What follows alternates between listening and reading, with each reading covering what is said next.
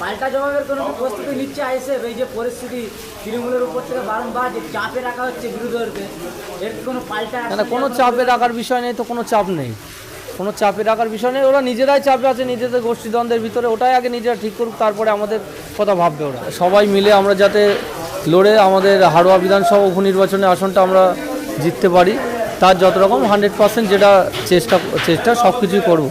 প্রার্থী চাই, তাহলে কি আপনি জয়লাভ হচ্ছেন বলে কি এটা কি তার আগে নোংরা দেখে দিলে তৃণমূলটা, কি বলবেন? জয়লাভ হচ্ছে কি না আমি 100% চেষ্টা করব, জয়লাভ যাতে হয় তার ব্যবস্থা যেটা করণীয় সব কিছুই করব। সাধারণ মানুষের সারা এটা স্বাভাবিক। আপনারা জানেন 2011 সাল থেকে হাড়োয়া বিধানসভায় তৃণমূল পার্টি ক্ষমতায় আছে, মৃত হাজী নুরুল ইসলাম ক্ষমতায় ছিলেন। 2024-এ ওনার পুত্র শেখ রবিউল ইসলাম।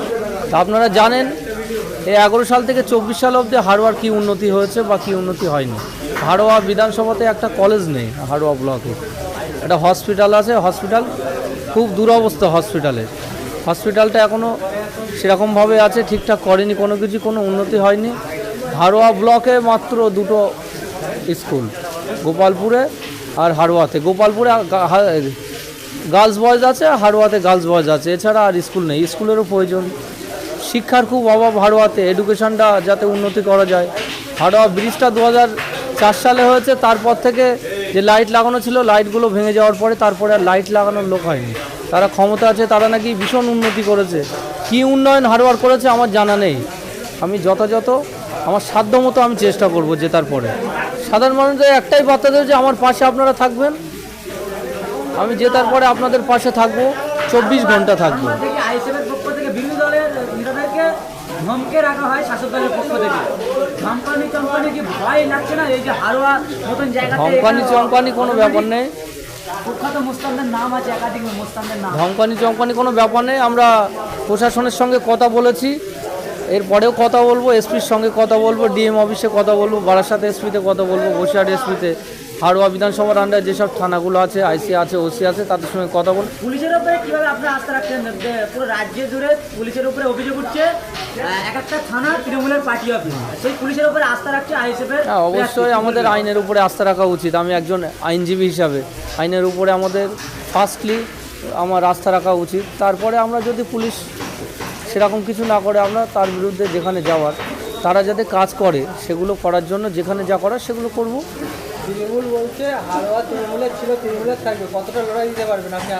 সে তো মানুষ জানে হাড়োয়া টিএমসির কীভাবে ছিল বা কীভাবে আছে। সঠিকভাবে ভোট হয়েছে, ছাপ্পা মেরে ভোট করেছে, কোনোদিন মানুষকে সঠিকভাবে ভোট করতে দেয়নি। সঠিকভাবে ভোট করান, কে জেতে বা কে হারে সেটা দেখা যাবে। তারপরে তাঁকে কিন্তু জামা ছেড়ে দেওয়া হয়েছে এবং বিভিন্ন জায়গায় আক্রান্ত করা হয়েছে, ভয় লাগছে না আপনার? আমি একজন আইনজীবী, আমি সমাজের হয়ে কাজ করি, ভয় লাগার কোনো বিষয় নেই। আর সেটা ভয় কিসের জন্য লাগবে? সমাজের হয়ে কাজ করতে এসেছি, সেটা হতেই পারে। সেটা মানুষ বুঝবে, মানুষ দেখবে যে কিভাবে কি হচ্ছে না হচ্ছে, মানুষই তার বিচার করবে।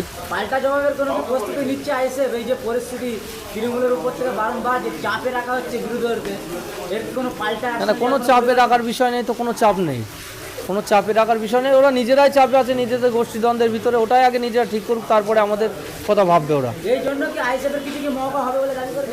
অবশ্যই হবে, সেটা আমাদের কাজ করতে হবে সেইভাবে। ও বিষয়ে আমি কিছু বলবো না। আমাদেরটা আমাদের যারা ছেলেরা আছে তাদেরকে বলবো, সেটা আমরা জিততে পারি 100%। কারা কি আছে, কাদের কি গোষ্ঠীদ্বন্দ্ব, সেটা তাদের বিষয়, সেই নিয়ে আমি কিছু বলতে চাই না। এই যে উপনির্বাচন, তৃণমূল কংগ্রেস তারা একটা হাতিয়ার করছে যে বিমাল ঝড়ে যে ক্ষয়ক্ষতি হয়েছে তাদেরকে আবার ঘরের ব্যবস্থা করে দেবে, তারা এটা। আরে ওটা তো তাদের দায়িত্ব। রাজ্য সরকারের ক্ষমতায় আছে, রাজ্যে যখন রুলিং পার্টি থাকবে তখন সে কোনো পার্টির পক্ষে কথা বলতে পারে না। রাজ্য সরকার মানে সবার আমাদের, সেটা তার দায়িত্ব, সেটা করার দায়িত্ব অবশ্যই তার করতে হবে। ওটা বাধ্যবাধকতা, অবশ্যই করতে হবে তার। সবার সরকার, আমাদের সরকার, সিপিএম, আইএসএফ, কংগ্রেস, এখানে কোনো ব্যাপার নেই তো। উনি ওয়েস্ট পশ্চিমবঙ্গ জনগণের সরকার, ওখানে যারা রাজত্ব করছে এখন বা রুলিং পার্টি, ঠিকভাবে বসবাসযোগ্য ঘর পায় তার ব্যবস্থা করে দিতে।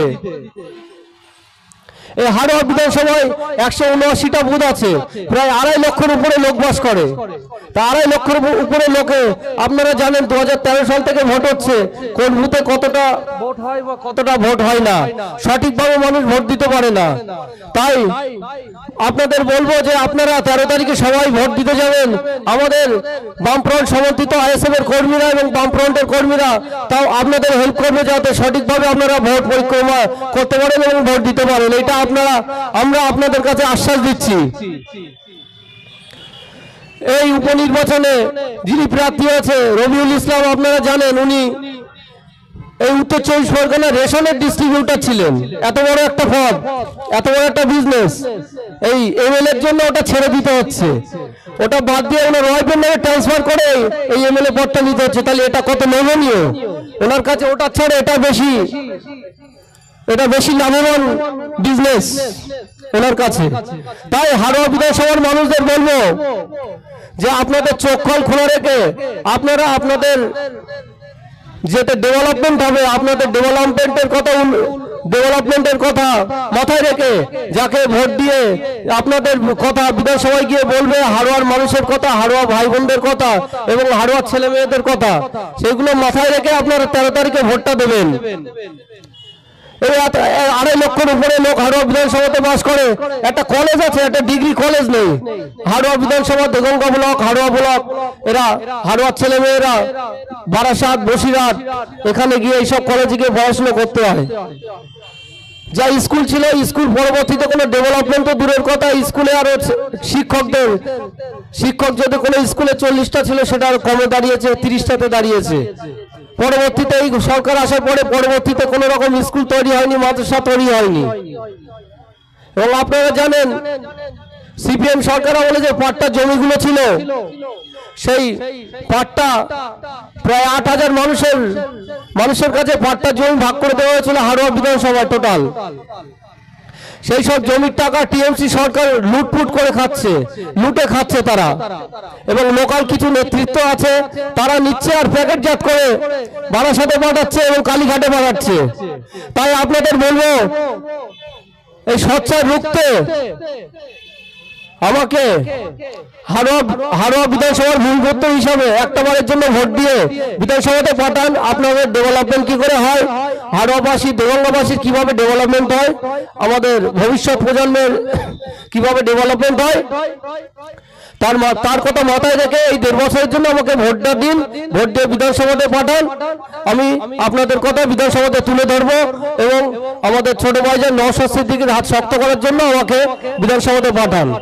এই বলে আমি আমার বক্তব্য শেষ করছি। ইনকিলাব জিন্দাবাদ, আইএসএফ জিন্দাবাদ, সংযুক্ত মোর্চা জিন্দাবাদ।